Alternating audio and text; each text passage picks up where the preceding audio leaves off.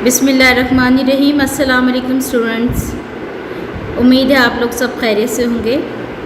आज का जो हमारा लेक्चर है वो इंसानी खुद साख्ता रेशे, मैन मेड फाइबर्स, यानी जो इंसानों ने खुद से मुख्तलिफ़ केमिकल्स से तैयार किए हैं रेशे, इंसानी ज़रूरियात को मद्देनज़र रखते हुए। रेयॉन रेशे से बने हुए कपड़ों की खसूसियात।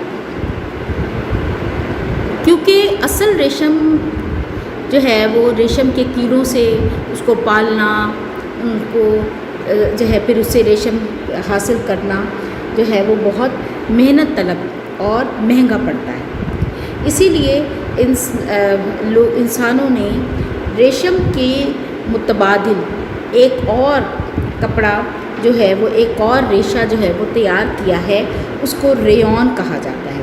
रेयॉन एक किस्म का मसनूई और इंसानी खुद साख्ता रेशा है जो कि उसने रेशम के मुतबादिल जो है वो बनाया है। इस रेशे से बने हुए कपड़ों की खसूसियात जो हैं वो दर्ज झैल हैं। रेयॉन में ऐसी चमक है जो आँखों को खीरा नहीं करती, खीरा यानी चुंधियाती नहीं है। जिस तरह रेशम में कुदरती चमक पाई जाती है, इसी तरह रेयॉन में इतनी चमक नहीं होती। लेकिन इसके रंग बहुत पक्के होते हैं, खूबसूरत होते हैं, धुलाई में सुकड़ता नहीं है। और इसके अलावा बहुत से दूसरे रेशों के साथ मिलाकर इस रेयॉन रेशे को मुख्तलिफ़ और किस्म के कपड़े जो है वो बनाने में इस्तेमाल होता है, जो कि असल रेशम के मुकाबले में कीमत में भी कम होते हैं। इस पर कीड़े और फफूंदी का कोई असर नहीं होता। रेयॉन का धागा बहुत कच्चा होता है, लेकिन देखने में ये असल रेशम की तरह ही लगता है। इसीलिए रेयॉन से रेशे से बने हुए कपड़े ज़्यादा मजबूत और पायदार नहीं होते। रेयॉन का धागा आजकल 80% सोफ़े के कपड़े बनाने में इस्तेमाल होता है, यानी कितने फ़ीसद? 80%। इसके अलावा कॉटन, ट्वीटा, अस्तर, मखमल, शिंघाई, ब्रोकेट, चिकन डिज़ाइन, ये सब जो हैं ये रेयॉन से बनाए जाते हैं। इसके अलावा जायनमाज़ें, हमारी लास्टिक, कशीदाकारी के धागे, जो हम एम्ब्रॉयडरी करते हैं, जो हम कढ़ाई करते हैं, वो कढ़ाई के रेशमी धागे, फीते, लेसें, ये सब कौन से रेशे से बने हुए धागे के हैं? रेयॉन। आगे आ जाता है कीमियाई रेशे, chemical fibres. Nylon, Dacron, polyester के रेशे से बने हुए कपड़ों की खसूसियात। कीमियाई रेशों में नायलॉन आ जाता है, डेक्रॉन आ जाता है, पॉलिएस्टर आ जाता है। ये अहम रेशे हैं क्योंकि लोगों की ज़रूरियात बढ़ती जा रही हैं, उस ज़रूरियात को पूरा करने के लिए ये बनाए गए हैं। कुछ अर्से तक पॉलिएस्टर का कोई इस्तेमाल नहीं होता था, लेकिन आजकल ये तकरीबन 90% जो है ज़नाना कपड़ों में, लेडीज़ कपड़ों में इस्तेमाल होता है। इसके अलावा मर्दाना कमीज़ों में 35% कॉटन होता है और 65% पॉलिएस्टर इस्तेमाल होता है। इसके रेशे और कपड़े की अहम खसूसियात क्या हैं? इसका रेशा मुसलसल तार की शक्ल में होता है, जोड़ के बग़ैर होता है, इसीलिए इसका कपड़ा हमवार और नरम होता है।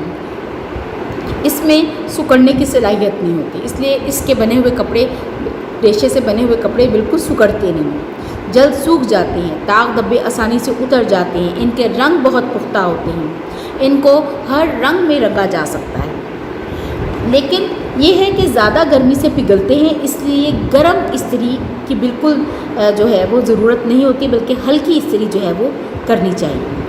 गैर मौसल हरारत होती हैं। गैर मौसल हरारत यानी गर्मी आगे पास नहीं करते और गैर जाजिब होने की वजह से गर्मियों में इस्तेमाल के लिए मुनासिब नहीं समझे जाते। हसास जिल्द वाले जो हैं, जो एलर्जी हो जाती है जिनको, वो ऐसे कपड़े इस्तेमाल नहीं कर सकते। मज़बूत होते हैं, पायदार होते हैं, ज़्यादा इस्तेमाल से ख़राब नहीं होते, हर किस्म की रगड़ बर्दाश्त कर लेते हैं।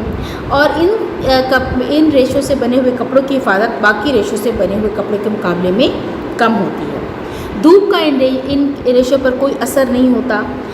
खिड़कियों और दरवाज़ों के पर्दों के लिए जो है ये रेशा बहुत ज़्यादा मौजूद है।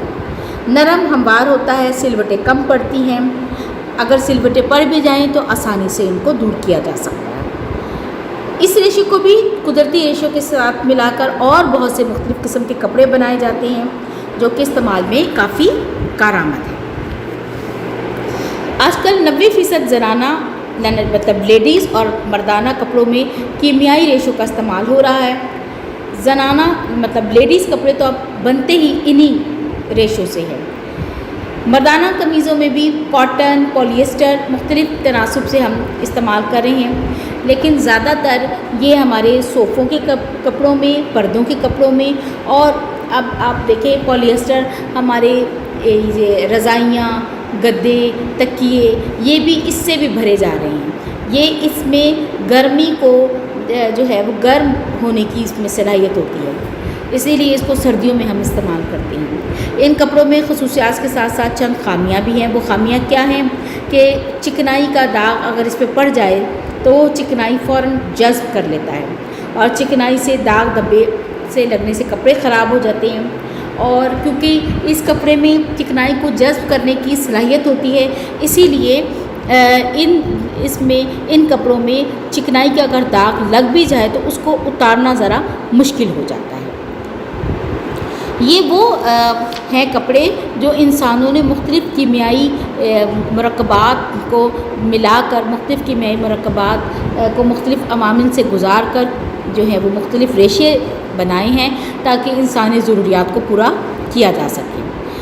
آج کل ظاہر ہے کہ انسانوں کی آبادی بڑھ رہی ہے، انسانی ضروریات بڑھ رہی ہیں، اور ان انسانی ضروریات کو پورا کرنے کے پھر انسانوں نے مختلف کیمیائی مرکبات کو کیمیائی ریشوں کے ساتھ ملا کر مختلف کپڑے جو ہیں وہ تیار کیے ہیں۔ یہ تھا ہمارا لیکچر۔ یہ جو ہے اس میں اب کوئی لانگ کوسچن نہیں آ رہا ہے، آپ اس کو ایز اے شارٹ کوسچن اور MCQs کے حوالے سے تیار کریں گے۔ اللہ حافظ۔